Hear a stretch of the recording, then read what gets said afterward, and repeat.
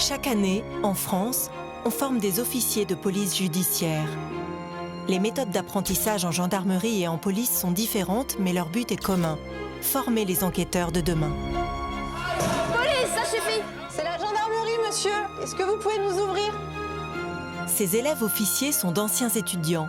Ils ont été retenus sur concours après de longues et brillantes études.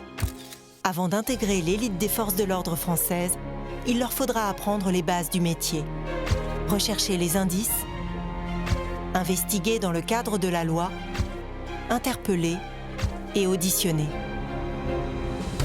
À l'école des officiers de gendarmerie de Melun, Audrey, Charles et Martin sont en dernière année d'études. Alors qu'à l'école de police de Cannes-Écluse, Marie, Élodie et Émilien débutent leur formation. Pendant plus de 6 mois, nous avons suivi leur parcours tumultueux avant qu'ils ne deviennent de véritables enquêteurs. Putain, t'as des conneries, gros! Ah, t'as des conneries, putain!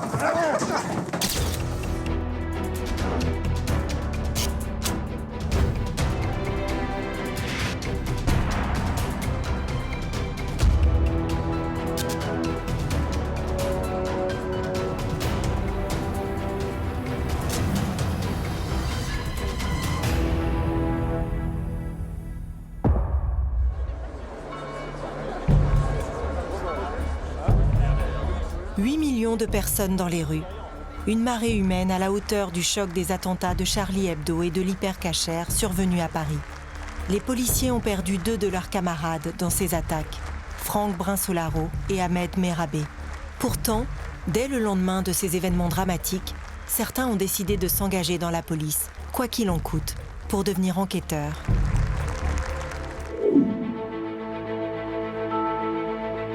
Moins de 24 heures après les manifestations contre les attentats, les élèves officiers découvrent pour la première fois leur école de police.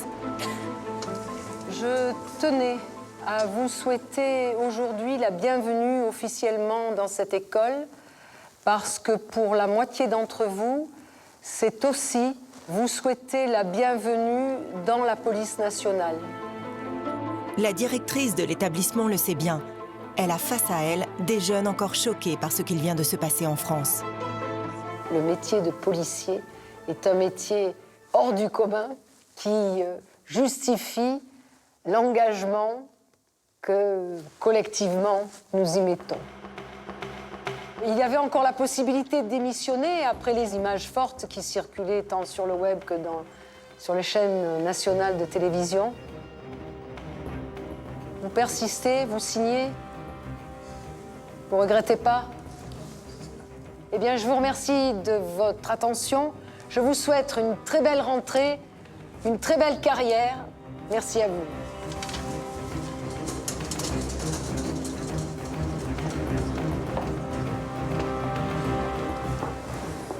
Ça fait déjà 3 mois depuis que j'ai le concours que je me mets dans la peau d'une policière, mais là, c'est un premier pas. Et comme disait notre directrice très justement, à partir du moment où on a passé le portail de l'école, voilà, c'est un deuxième pas. Et là, on se dit qu'on est vraiment, on fait partie de la police nationale. Et c'est pas rien, mais en même temps, c'est hyper stimulant. C'était intéressant de découvrir un peu comment est organisée l'école. Mais oui, après, je suis confiant dans mes choix et je me dis que j'ai bien fait d'intégrer la police. J'ai jamais été aussi déterminée à faire ce métier et à servir mes concitoyens. L'intégration s'est bien passée. Les futurs officiers doivent maintenant prendre possession des lieux. Ils vont rester plus d'1 an et demi entre les murs de l'école. Élodie découvre son nouvel univers. Elle devra tirer un trait sur une partie de sa féminité et s'habituer à l'uniforme. Le choix de devenir officier de police est un véritable tournant dans sa vie. Élodie est prête à accepter sa nouvelle existence, même si, à 27 ans, elle n'a pas passé depuis bien longtemps une nuit dans une chambre d'étudiant. C'est spartiate, mais c'est confortable. Bien aménagé, quand on aura mis un peu de déco, un peu de choses un peu plus perso, ça sera sympa. Puis de toute façon, on change de chambre le mois prochain, donc c'est temporaire. Je viens du secteur de la finance. J'ai travaillé un peu plus de 4 ans et demi en banque d'affaires. J'ai fait une formation économique et financière. Et j'ai choisi de me réorienter pour plusieurs raisons, mais j'avais vraiment besoin en fait, de donner du sens à ma vie professionnelle, me sentir utile au quotidien, d'être au cœur des choses et de pas être simple spectateur, d'être vraiment acteur de ma vie professionnelle. Et donc c'est pour ça que j'ai fait ce choix-là. Après cette semaine d'actualité, c'est vrai que je pense qu'on a tous été touchés, émus, on ne peut pas rester insensible à ça, donc ça c'est évident. Maintenant, est-ce que ça m'a fait douter? Pas du tout. Sur ma réorientation professionnelle, pas du tout. C'est-à-dire que, bien au contraire, en fait, et je pense que c'est le cas de tous les élèves ici, ça nous conforte dans notre engagement. Et ces événements prouvent bien que, finalement, qu'une société sans police, c'est une société sans liberté. Donc c'est un choix qui nous est cher, je pense, à tous ici. Et on n'en doute pas une seconde, même après ces événements-là. Milo, on va dîner un petit truc? Oui, allons-y. Malgré sa détermination, Élodie va devoir supporter les nouvelles règles que l'école de police lui impose sans regretter son ancien mode de vie. Elle aura 1 an et demi pour y réfléchir.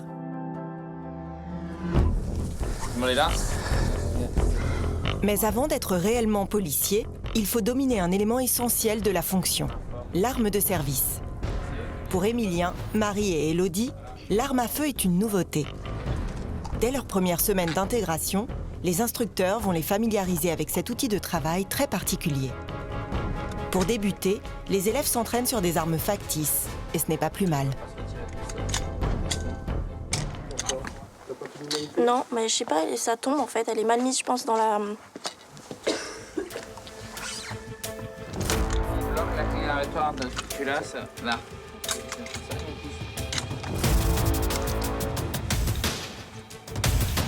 Laurent, l'instructeur, tente gentiment de dissimuler une grosse gaffe d'Élodie. L'autre, elle est où? Elle a cartouché l'envers. Merci. Ça arrive, c'est le début.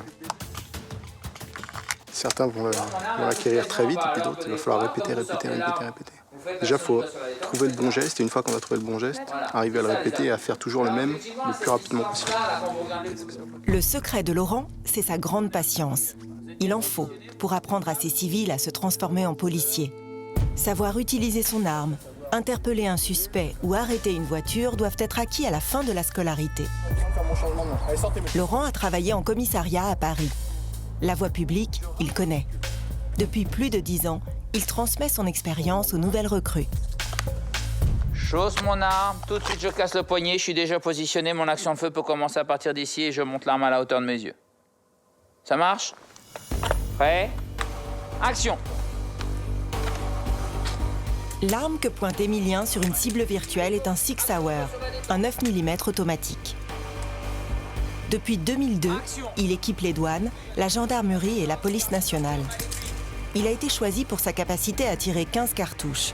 L'ancien revolver, lui, n'en tirait que 6. Manière de rééquilibrer les forces entre police et malfrats.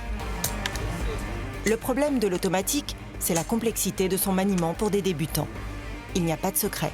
Il faut beaucoup s'entraîner pour le maîtriser. Vu que c'est une nouveauté, c'est sûr que les premières fois, c'est un peu difficile et il y a des automatismes qui rentrent plus ou moins facilement. Après, on a tous un peu de mal au début et puis bon, au moins, là, il y a les automatismes qui vont tous rentrer au fur et à mesure et je pense qu'après, on sera tous opérationnels. Il est temps maintenant de tirer avec de vraies armes. En attendant leur tour dans le couloir, les élèves masquent mal leur légère appréhension. Là, vous allez tirer vraiment, en fait. Ouais, avec les vraies cartouches, les vraies armes. Il y a un peu plus de pression et de... je pense, Faire attention, quoi. Voilà. Là, il y a une vraie... Là, la procédure d'emploi avec toutes les précautions de sécurité, je pense que c'est vraiment là où ça prend tout son sens et où c'est un peu plus important. Tirer avec une arme de poing, comme ça, c'était pas le truc rêvé, quoi, au départ. Bah, dans la finance, on se tire pas encore dessus. Donc... on utilise d'autres subterfuges, mais...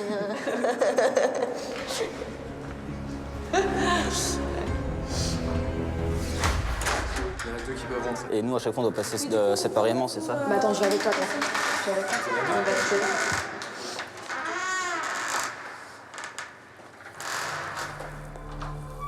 Vous pouvez me redire... Ah non, non, non. Non? Je peux pas. Alors. Ouais. Marie est la première à passer sur le pas de tir. Elle est encore hésitante sur les gestes de base.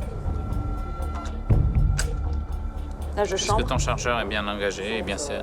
Ouais. Voilà, c'est ça ce qu'il faut faire. C'est D'accord. vérifier qu'il est bien engagé, mais c'est surtout en tirant qu'on va s'en rendre compte. D'accord. Et ensuite? Je chambre une cartouche. Donc au top, on saisit l'arme, on la monte à la hauteur des yeux et on engage 2 cartouches dans la cible. Top!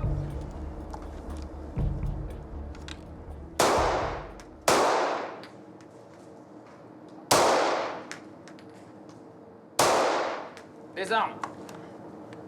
On désarme avant de mettre l'arme à l'étui. L'instructeur ne lui fait pas de cadeau, mais c'est à ce prix qu'elle pourra porter une arme à l'avenir en toute sécurité pour elle et pour ses collègues. T'es là. Donc à chaque fois que tu tires, non, tu vas me faire plaisir d'avoir légèrement le buste vers l'avant, à la limite, pour compenser un peu ce mouvement arrière. Légèrement en appui sur fente avant. D'accord. D'accord? Top!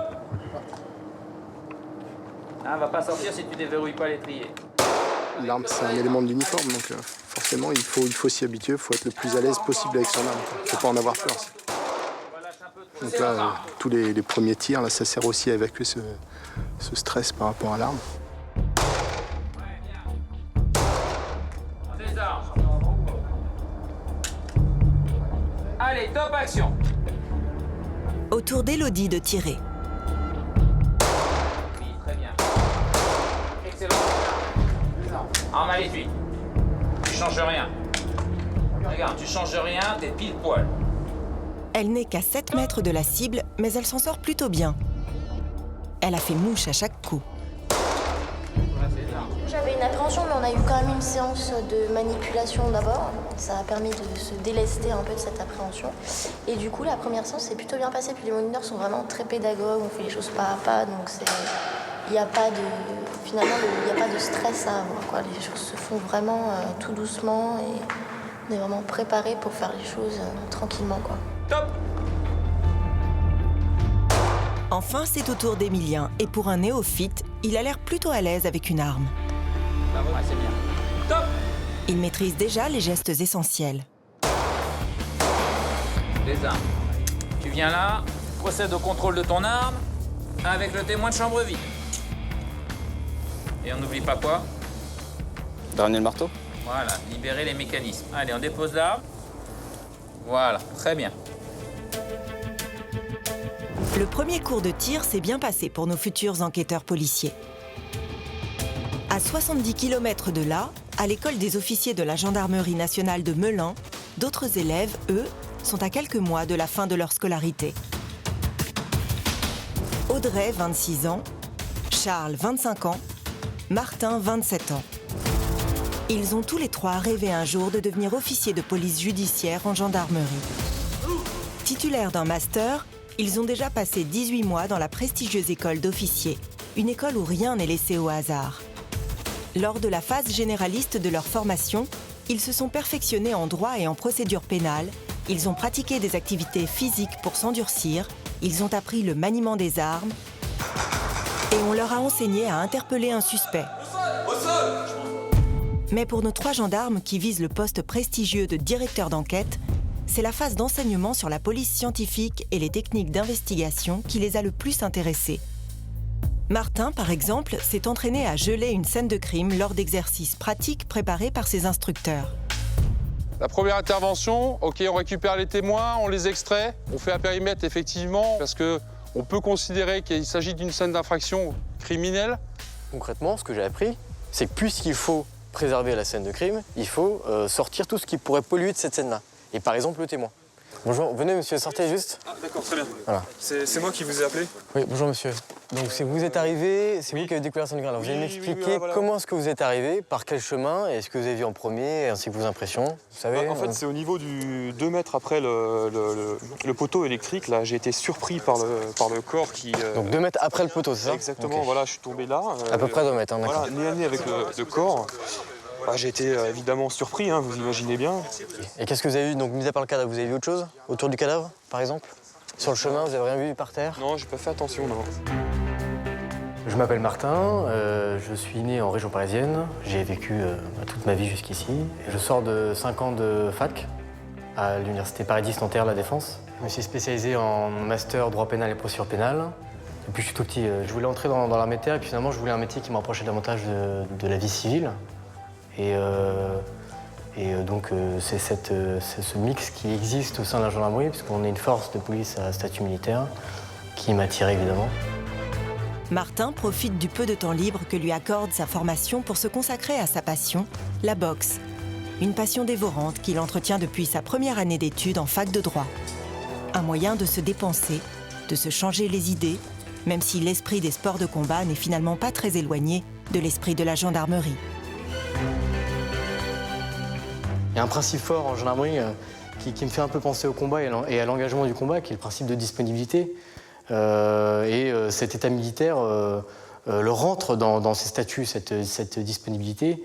Et c'est quelque chose que je retrouve tant dans la vie professionnelle que dans le combat. Et ça fait partie des grandes raisons pour lesquelles j'ai voulu rentrer en gendarmerie. Martin et ses camarades sont devenus au fur et à mesure de l'année de véritables gendarmes. La formation mélange théorie et pratique. Autour de simulations, les élèves se sont confrontés au terrain et à leur capacité à diriger une équipe d'enquêteurs. Lors des exercices de perquisition, la mise en situation était totale. Les élèves ont dû apprendre à gérer leur propre stress comme lors d'une véritable enquête. Je vais jouer le rôle du plastron, c'est-à-dire du suspect. Okay, donc voilà, je ne suis plus capitaine. Et d'ici 2 minutes, chef d'équipe, avec ces 3 enquêteurs, monte. Et vous me faites la perquisition en essayant de respecter ce qu'on vous a appris. Là, ils doivent s'assurer de l'identité de la personne, de sa présence permanente, d'un minimum de coopération, parce qu'elle doit regarder ce qu'on fait, cette personne-là. Au moins, on doit lui demander de regarder. Après, il faut qu'il procède par ordre. C'est pas le groupe d'enquêteurs qui rentre et qui va dans tous les sens tout de suite. C'est, par exemple, ils vont peut-être commencer par le coin droit et puis dérouler toute la pièce et vérifier partout où il y a des pièces à conviction potentielles. Là, exemple concret, vous voyez, à la radiateur là-bas, par terre, il y a une boule de papier froissée. C'est une pièce à conviction. Elle est tellement évidente que la première fois qu'on a joué l'exercice, les gens sont passés à côté et n'ont même pas fait attention. Or, c'est un écrit qui intéresse l'enquête. Ça, c'est un piège. Bonjour, Gendarmerie nationale. Est-ce que vous pouvez nous laisser rentrer, s'il vous plaît? Si je veux pas, qu'est-ce qui se passe? Pour le moment, on parle juste et on regarde juste chez vous. C'est tout ce qu'on vous demande. Voilà. On va essayer de faire ça le plus rapidement possible. Juste, vous pouvez mettre vos mains Non, moi, là. non, on me touche pas. Vous faites votre perquisition, mais vous me touchez pas. Et on est censé perquisitionner sur écoutez, vous moi, aussi, je monsieur. vous dis, d'accord, là, vous êtes chez moi, ok? Ou alors vous me placez en garde à vue. Je sais pas, mais si vous me placez pas en garde à vue, vous me touchez pas, c'est clair? Donc vous faites vos opérations de perquisition, mais ça s'arrête là. On va débuter la perquisition. Éloignez-vous, monsieur. Éloignez-vous, monsieur. Venez vous asseoir. Venez vous asseoir. Non, mais attendez, je regarde là. Voilà. Et c'est pas à moi ça. Hein. Ça, c'est pas à moi là. Et je sais pas ce que vous faites là. Monsieur, reculez. Vous me touchez pas là. Et ça, c'est pas à moi là. Et il est violent votre collègue là. Hein. Il me touche sans arrêt là. C'est pas ça. Hein. C'est juste, en fait, il assure juste la protection de ses collègues. Donc, si on reste un petit peu. Je suis pas agressif. Moi. Non, voilà. Si on reste juste à une distance là d'un mètre, vous avez une vue. Non, monsieur, restez là. Soyez coopérants, ça ira plus vite, monsieur. Sinon, on va être obligé de vous passer les entraves. J'ai une lettre. Une lettre. On va saisir ça aussi. Ah ouais, c'est un vieux truc ça. C'est un vieux truc, mais voilà. Ouais, mais elle me fait chier, hein, elle là. C'est mon ex là, je peux vous le dire. Hein. Votre ex? Mais ce qu'elle écrit là, c'est faux. Hein. D'accord. La pièce a été méticuleusement fouillée par les élèves. Les règles ont été bien respectées. Le formateur peut débriefer. C'est bon pour l'exercice. Alors, plein de choses qui vont bien dans votre exercice, d'accord? La prise en compte de la personne, la vérification d'identité, la méthodologie dans la perquisition. Effectivement, vous trouvez les indices, vous les présentez au suspect, ça c'est indispensable. Qu'est-ce que vous avez découvert encore? Alors, on a découvert les douilles aussi, là-bas. On entend un peu tout et n'importe quoi à droite et à gauche. Ce ne sont pas des douilles, ce sont des étuis. D'accord? La différence, c'est à partir de 20 mm de diamètre, on appelle ça une douille, moins de 20 mm, c'est un étui. Donc voilà. Audrey, elle aussi, a testé ses capacités sur ce genre d'exercice pratique. Après de brillantes études, cette scientifique a choisi d'intégrer la gendarmerie dans l'espoir de rejoindre l'IRCGN, le prestigieux institut de recherche criminelle de la gendarmerie nationale, les experts français de la police scientifique. On y va! Je suis issue d'un recrutement sur titre, c'est-à-dire que je possède un master de génétique, génomique et biotechnologie. Pendant 2 ans, en fait, mes compétences scientifiques sont réellement mises entre parenthèses. C'est-à-dire que je n'ai pas du tout pratiqué la science pendant 2 ans. Et je suis la même formation que tous les officiers de gendarmerie issus du recrutement universitaire. Ça me permet d'avoir la double compétence. C'est-à-dire que s'ils ont besoin d'un officier sur le terrain, je suis capable d'y aller parce que j'ai reçu la même formation. Gendarmerie nationale, vous pouvez nous ouvrir la porte, s'il vous plaît? C'est pourquoi? Bonjour, on a une réquisition du procureur pour faire une perquisition dans votre domicile. Vous avez un papier là, un truc? Oui, j'ai un papier, oui. Oui, j'ai un document. Vas-y. Vous avez une pièce d'identité pour confirmer votre identité? Regarde la pièce d'identité, copie. Monsieur, vous venez avec nous pour les perquisitions? Je trouve un document. Oui, c'est quoi? De chasse. Préoccupée par la fouille de l'appartement, Audrey a oublié la surveillance du prévenu. Le capitaine tente de la mettre en difficulté. Fait signe au plastron de s'échapper discrètement. Il est vite rattrapé.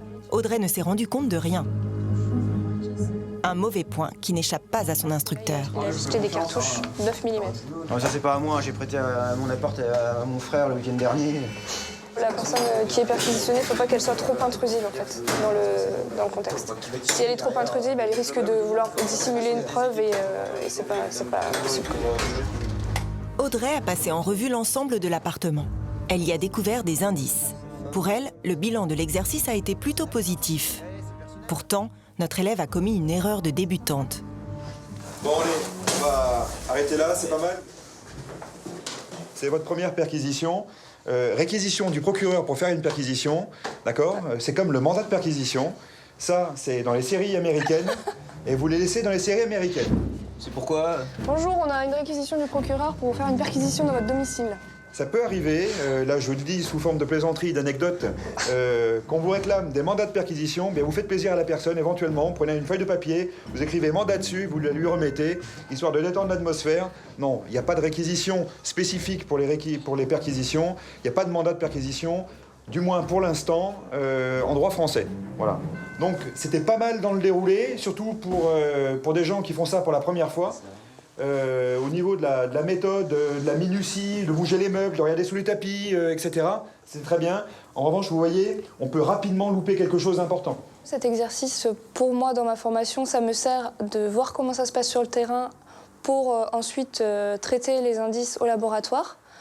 En revanche, c'est toujours intéressant de voir tous les paramètres d'une enquête pour bien comprendre la suite des événements et nous pour adapter nos méthodes de travail sur les indices, à savoir des recherches ADN particulières, des traces de sang, des traces de poudre s'il y a une arme à feu, etc., etc. À l'issue de ces 18 mois de formation intensive, Audrey, Martin et Charles se sont mesurés à leurs camarades et ont obtenu les meilleures notes de leur promotion. Grâce à ces excellents résultats, leur rêve de devenir enquêteur peut enfin se concrétiser.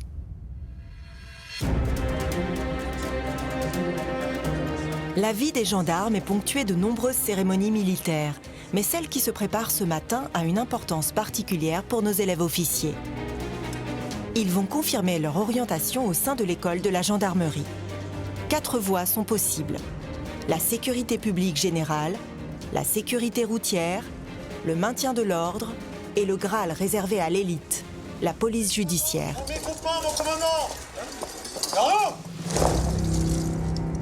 C'est un jour rempli d'émotions. Ça fait à peu près 2 ans qu'on attend ce jour, depuis qu'on a passé le concours quasiment. Donc là, il y a un peu d'excitation et d'impatience de rentrer dans le vif du sujet. Je m'appelle Charles, j'ai 25 ans. Durant ma vie, j'ai eu beaucoup de chance, celle d'habiter dans des pays étrangers. J'ai passé près de la moitié de ma vie à l'étranger, donc au Canada, au Sénégal et en Jordanie. J'ai effectué un Master 2 en droit à l'Université Paris 2. J'ai choisi la gendarmerie parce que je voulais être officier de gendarmerie pour commander et faire un métier d'action, un métier de terrain, anti-routine, qui soit vraiment, et ça c'est le plus important, au contact des gens, au contact de mes concitoyens. Quand j'étais môme, je voulais déjà être policier ou gendarme. Et en grandissant, j'ai réalisé qu'il y avait un monde passionnant en police ou en gendarmerie, c'était celui de la police judiciaire. En grandissant, j'ai été baigné dans les polars, les thrillers, et tout ce monde de l'enquête me passionne depuis tout petit. Audrey, Martin et Charles, grâce à leur travail, font partie des 24 chanceux sur les 137 élèves de leur promotion à avoir obtenu une place dans la formation police judiciaire. Une spécialisation qui va leur ouvrir les portes de la direction d'enquête au sein de la gendarmerie.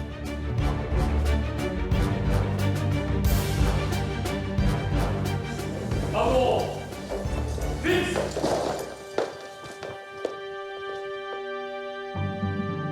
Le cérémonial est réglé au millimètre près. Chaque élève officier sait ce qu'il doit annoncer à ses supérieurs. Et même s'il n'y a plus d'enjeu, l'émotion et la solennité sont au rendez-vous. Lieutenant, premier groupement. Mon général, j'ai l'honneur de choisir la dominante police judiciaire.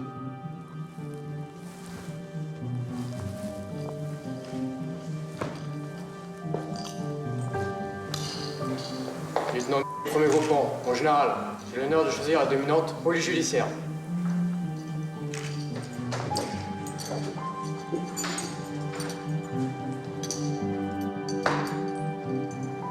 Lieutenant, premier groupement. Mon général, j'ai l'honneur de choisir la dominante police judiciaire.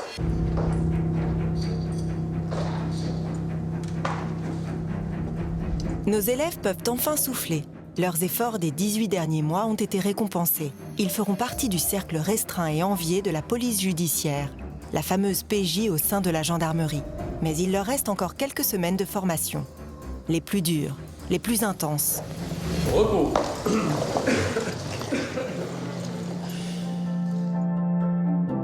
Audrey, Charles et Martin vont être plongés dans une affaire de proxénétisme de grande ampleur et être poussés à bout par leur formateur.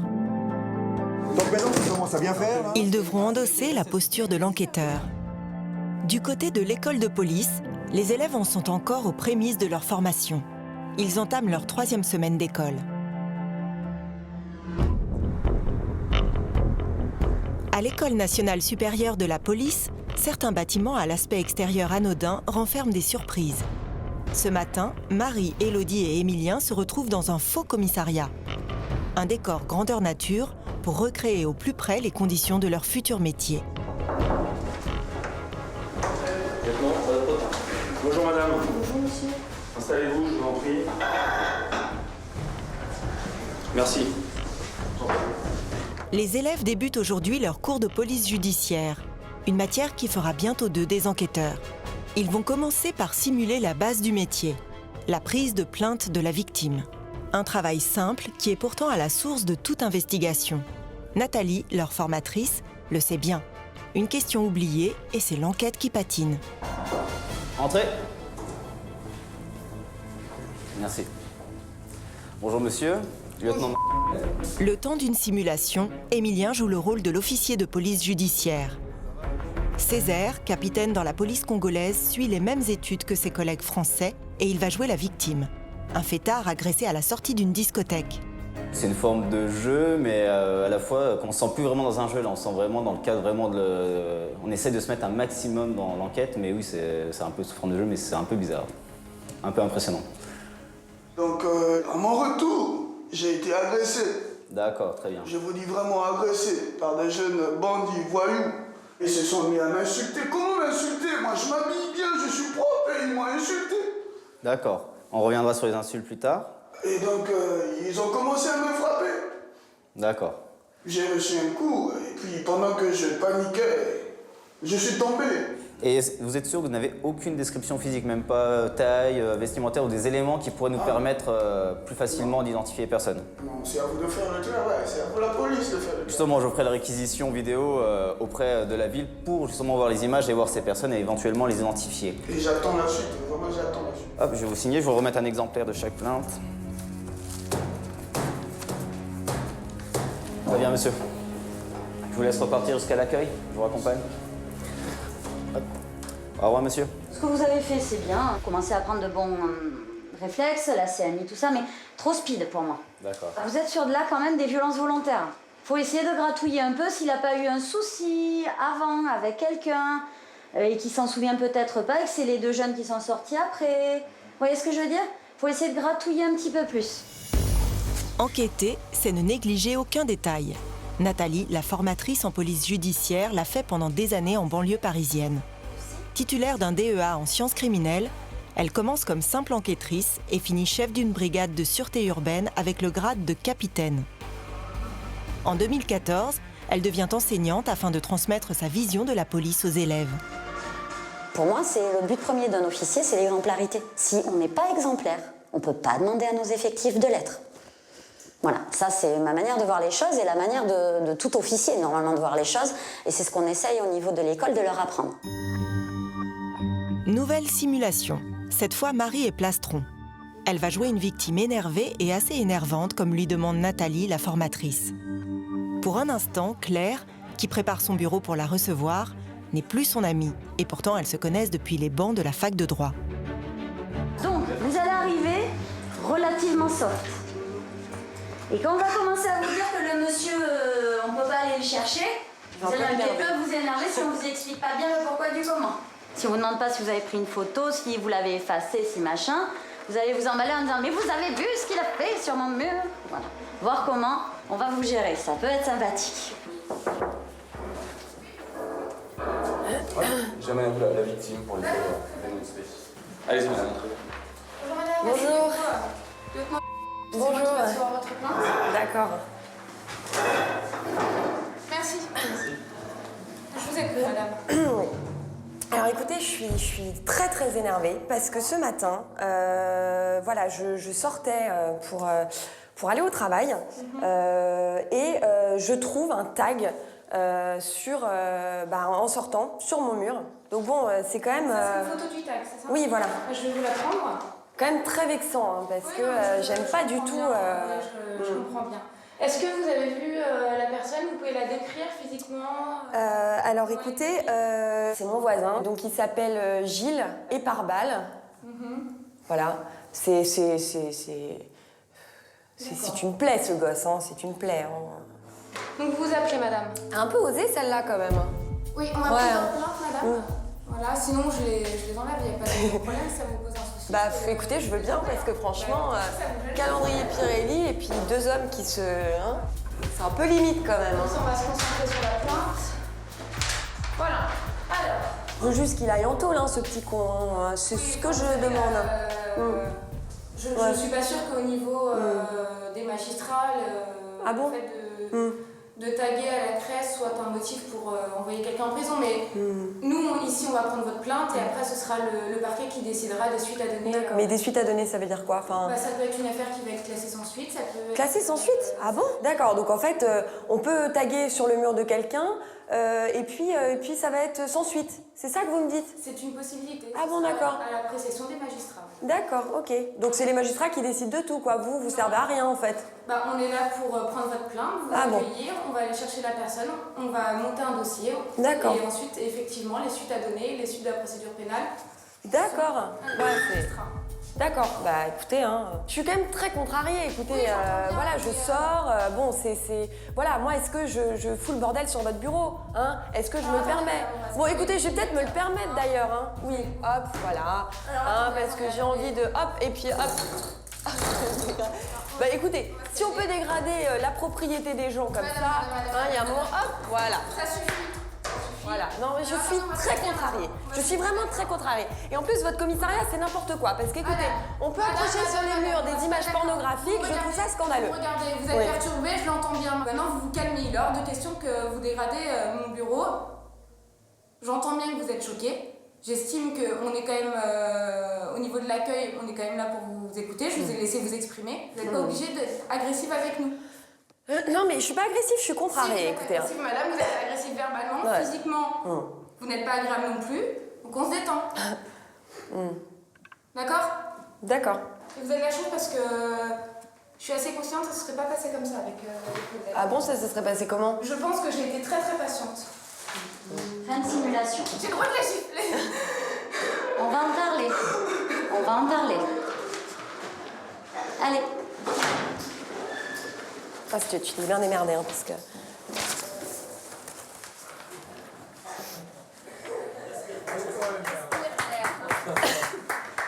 Elle a l'air insolite, hein. Il y a un moment donné où genre quand elle touche le bureau, j'ai juste envie de me lever et de lui dire arrête. Arrête. La faute à qui? Oui, il était... Pourquoi elle Oui. a touché le bureau? Oui. Il y a tout un tas de merdouilles sur le bureau, dont un tournevis. Ouais. Je suis désolée, vous êtes fautive. Non, non, mais... Vous n'avez pas nettoyé votre bureau. Vous n'êtes pas en sécurité. Elle est gentille. Vous avez une plaignante, un plaignant qui disjoncte, vous prenez un coup de tournevis.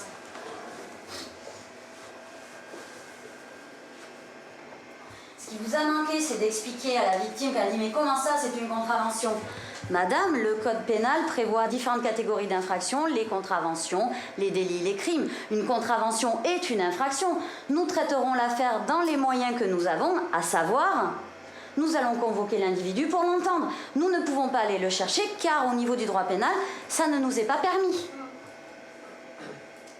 Déjà, ça l'aurait certainement apaisé parce qu'elle aurait compris le pourquoi du comment. Mais c'est un peu fait pour, la simulation aussi. Sur la fin, c'est difficile de... J'ai vu, vous avez une arme, mais non, la main commence à se lever, le machin, le ton devient... Comment dire? J'ai eu l'impression de le voir il y a quelques années, donc ça m'a fait beaucoup sourire. Oui, un peu de mal. Va falloir apprendre à... Oui, je sais. Mais je vous jure, il va y en avoir besoin. Parce qu'en service, c'est pire que ça, des fois. Ah ben elle a suivi son rôle à la perfection. Je veux dire, il n'y avait pas les informations suffisantes pour qu'elle se calme, et donc forcément... Et voilà, quand vous déposez plainte et qu'elle dit qu'on sert à rien, je me contrôle, mais à un moment donné, la porte elle est là. Et en même temps, on ne dit jamais à une victime, je pense que j'ai été patiente. C'était la toute fin là aussi. On le pense si on en a envie. Vous pensez ce que vous voulez, mais ça ne se fait pas. C'est dur à gérer, j'en ai conscience. Vous n'êtes pas dans le métier, c'est très difficile. Vous rentrez dans un métier qui nous demande un sang-froid qui, par moments, on se demande comment on fait pour l'avoir parce qu'on puise dans nos réserves jusqu'au bout et c'est comme ça. Mais vous verrez qu'on l'acquiert au fur et à mesure et ça vient et voilà. On a choisi un métier où on est au service du public. Donc, au service du public.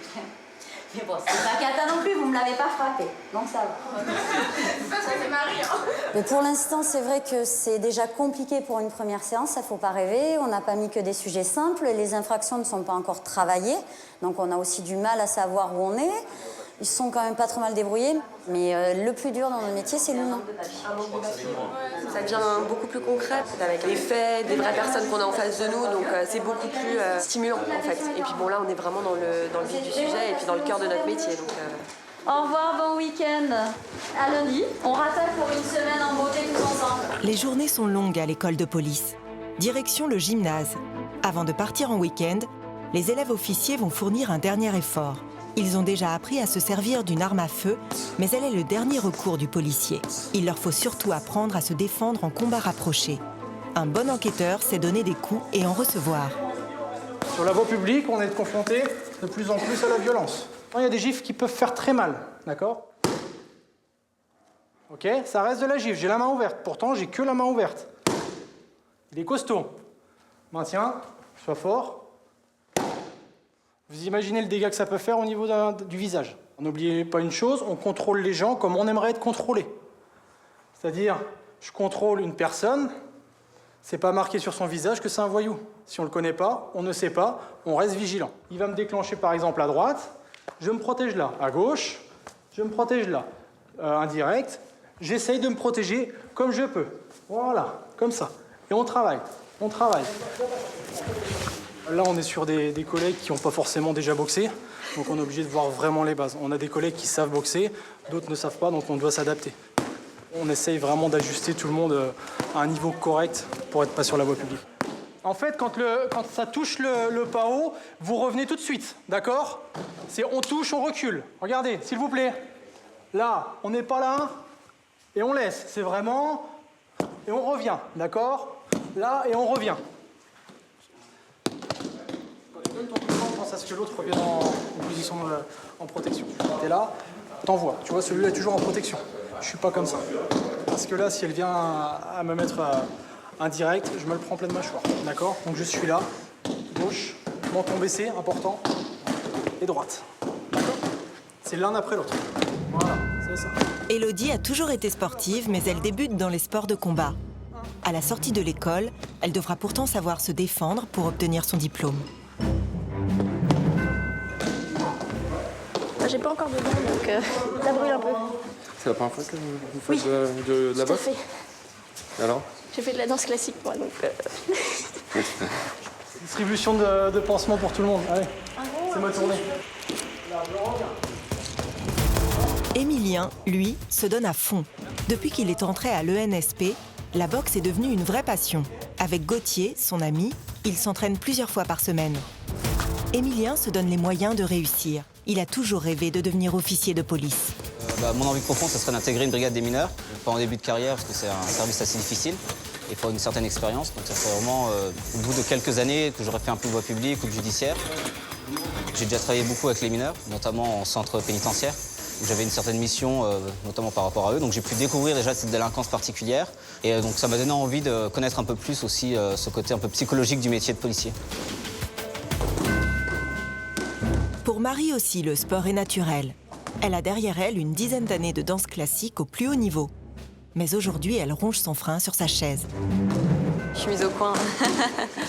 Non, je me suis blessée en fait à la cheville. Je fais une entorse la semaine dernière, donc voilà. Je suis dispensée de sport pendant 3 semaines. C'est quand même les premières séances qui sont assez importantes parce qu'on apprend la technique. Donc on les louper, c'est pas un très bon plan. Mais bon, ça va, ça m'empêche pas d'aller aux cours théoriques et de faire les séances de tir. Donc le sport, je le rattraperai. Les épreuves sont en septembre, donc ça va, je le sens. Allez, plus vite. Voilà, c'est ça. Allez, je porte 9 secondes. Allez. Ok, stop. On récupère la à la douche. Merci. Les apprentis policiers en finissent avec leur 3e semaine de formation. En tout, elle va durer plus d'1 an et demi. Côté gendarmes, Audrey, Charles et Martin entament leurs 6 derniers mois d'école. Ils ont atteint leur objectif, la spécialisation en police judiciaire.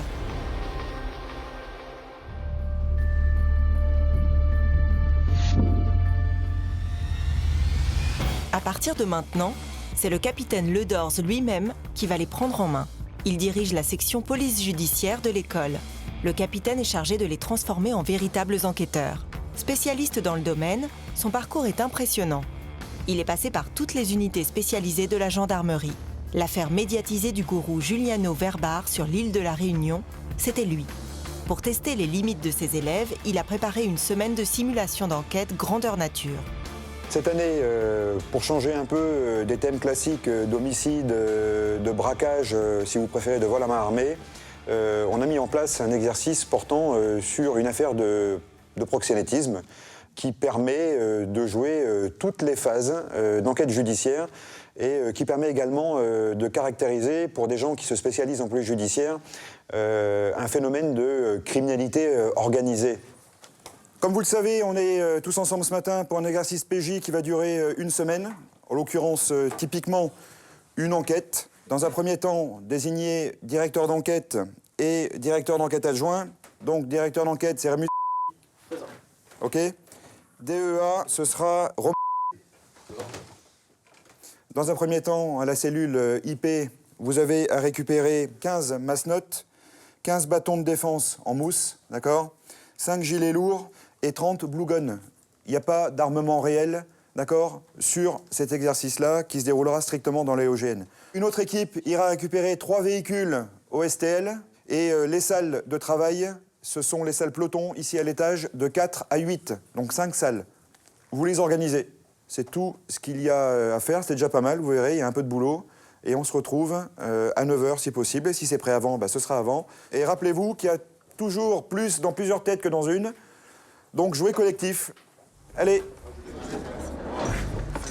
Cette semaine, avec cet exercice, on leur fait toucher du doigt concrètement l'organisation et le déroulement d'une enquête. Et on essaye là de faire les choses de façon pédagogique. C'est la raison pour laquelle on fait en sorte qu'ils restent tous ensemble, parce que ce sont tous des cadres. Tous, en tant que tels, vont être amenés à contrôler, à diriger les enquêtes, plus qu'à les exécuter. Et c'est important qu'ils connaissent bien le fonctionnement de tout cela et qu'ils soient sensibilisés sur les choses importantes, parce qu'ils auront pour tâche, à terme, de les faire respecter eux-mêmes. Voilà. Millet, Nico, Et Blandine, vous allez chercher les véhicules. Ok. Il y a pas mal de matériel IP. Ceux qui restent, vous venez près de moi. Ouais. Donc je viens d'être nommé directeur d'enquête adjoint sur cette enquête. Le rôle de DEA consiste en fait à assister le directeur d'enquête. Une enquête, ça se dirige en binôme, en codécision. Donc on est plus dans une phase logistique et le vif du sujet va commencer incessamment sous peu. Ça y est, le coup d'envoi de la semaine d'enquête vient d'être donné. Les élèves se lancent dans l'aventure et une première mission vient d'être confiée à Martin. Les véhicules qu'on nous a demandé de les chercher en fait. Là, on a déjà réparti un chef. Le chef, il donne les missions à chacun des petites cellules. Et nous, on a laissé le véhicule parce qu'on a toujours besoin de véhicules pour se déplacer et pour aller faire tout un tas de missions. Bonjour. Bonjour. Bonjour. On est dominant PJ, on vient chercher 3 véhicules. Ok. Ok, merci.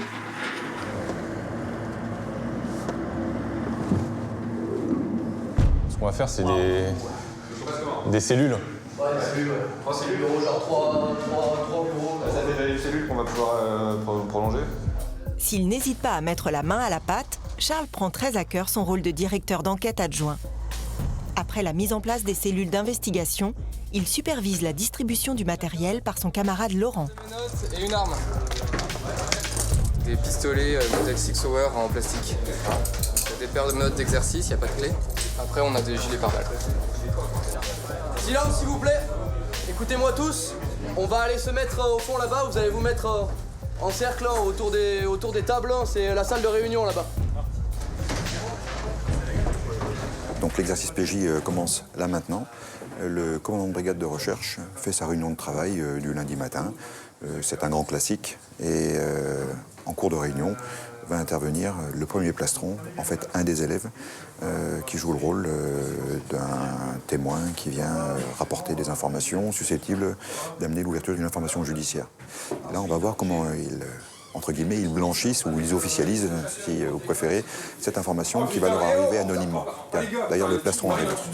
Toi qui as l'habitude de venir dans mon bar, voilà, faut que je vous raconte. Ok, je te raconte un truc. Faites tourner avec le stylo et ceux qui n'ont pas écrit, écrivez leur numéro. Rémi, Robert Lapicole, tu te souviens de moi, tu viens souvent dans mon bar, là, je suis gérant du bar La Marèche. Oh, putain, il m'est arrivé un truc de fou. Je suis sûr que ça va t'intéresser. Tu pars, je fais ça. Oh putain, moi je peux pas garder ça pour moi. Vas-y. Non, c'est bon. J'ai raconté ça. Ok, c'est bon, je vais m'occuper de monsieur. Vas-y avec moi, parce que là, un truc de fou quoi. Le plastron, c'est Ismaël, alias Robert Lapicole. Il joue le rôle d'un informateur. Il a quelques infos à donner sur un réseau de proxénétisme. Bon, je te raconte. Un truc de malade. Vas-y, dis-moi ça. J'ai eu la visite dans mon bar. Il y a des mecs, j'ai appris qu'il y avait des filles étrangères qui se faisaient entretenir. Dans des appartements avenue du 13e Dragon à Melun, ici, là. Ouais. Juste à côté, tu te rends compte. Ok, tu l'as appris de qui ça? Il y a des mecs, apparemment ce seraient 3 mecs du nord de la France. Hein? Bah attends, tu vas attendre 2 secondes, je vais prendre des notes. Ce mec il s'appelle Kevin. Ok, d'accord. Voilà. T'as d'autres noms ou pas chez les 3 mecs? Non, je connais pas les autres. Tu sais comment ça marche à la maison, on a besoin d'écrire, non? Et on s'est jamais vu. Hein. Moi je te raconte ce que je t'ai vu là. Les mecs ils sont dangereux, ils font autre chose, hein. Ils font pas que ça. Hein. T'inquiète pas, ça. Ils font peut-être du stup et de l'armement. Pourquoi? C'est quoi qui te fait dire ça? Bah parce qu'ils sont calibrés quand ils viennent. Donc, moi, je t'ai jamais vu et je veux pas que ça se sache. C'est pas moi qui t'ai dit ça, on est d'accord? T'as que Kevin? C'est tout ce que t'as comme nom? Il y a que Kevin. Si, là, il roule avec une Audi A4, une S4 grise. C'est tout ce que je peux te dire. Et si, il y a peut-être un truc là. Ouais. Ils ont mis une caméra chez moi là, à l'angle du bâtiment là. Et hier après-midi, en fin d'après-midi, ils sont passés avec l'Audi S4. À ton bar? Bah, je sais pas si ça peut t'aider. C'est l'angle du bâtiment de ton bar, c'est ça? Ouais, à la Marèche là en bas. Bah, t'as l'habitude, tu viens, l'habitude. Et c'est sur ce premier élément d'enquête, une simple info anonyme, que nos élèves officiers vont se lancer dans cette semaine d'investigation. Ils vont devoir se surpasser pour appliquer au mieux ce qu'ils ont appris durant leurs 2 années de formation. Et dans une enquête de cette ampleur, ils le savent bien, ils n'ont pas droit à l'erreur. La première chose sur laquelle on va s'orienter, c'est sur une caméra de surveillance. On va faire une réquisition pour récupérer les images. Stop. Pour vous, c'est un départ normal, là. On n'a pas grillé des étapes. Le cadre d'enquête? Le cadre d'enquête. Avant le cadre d'enquête. L'infraction, peut-être. D'accord? On part pas à fond, comme ça, sans savoir sur quoi on part. Or là, c'est exactement ce qui se passe. Reconnaissance vidéo, filature, course-poursuite. Les élèves officiers de la gendarmerie seront plongés au cœur d'une enquête de proxénétisme. Audrey, Charles et Martin devront être à la hauteur de leur première investigation. Nos policiers, eux, vont rentrer dans le concret. C'est toujours particulier hein, de voir un cadavre, puis bon là c'est pas un film. Hein. Sinon, là, c'est compliqué. Élodie, Marie et Émilien vont rapidement découvrir le côté obscur de leur futur métier à l'école de l'enquête.